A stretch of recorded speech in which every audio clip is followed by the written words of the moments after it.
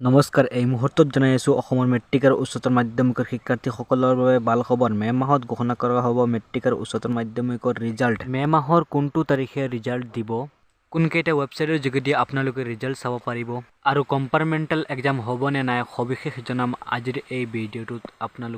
আপোনালোকক সৰু এটা ৰিকুৱেষ্ট কৰিম যদি আমাৰ চেনেল এতিয়ালৈকে সাবস্ক্ৰাইব কৰা নাই তেনেহলে সাবস্ক্ৰাইব কৰি লওক এনে ধৰণৰ ভিডিঅ'সমূহ পাবৰ কাৰণে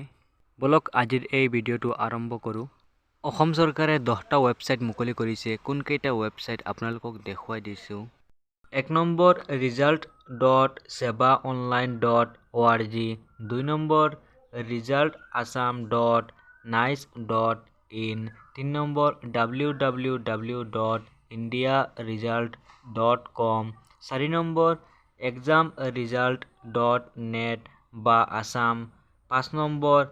iresult.net 6 number assamresult.in 7 number www.examresult.net 8 number www.result.seksha 9 number examresult.net 10 number esresult.com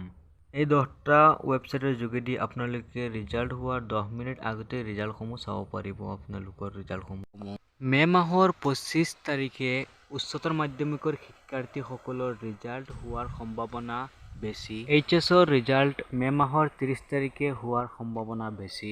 এইবাৰো আগৰ দৰে কম্পাৰ্টমেণ্টেল এক্সাম পাতা হ'ব কম্পাৰ্টমেণ্টেল এক্সাম জুলাই মাহত অনুষ্ঠিত কৰা হ'ব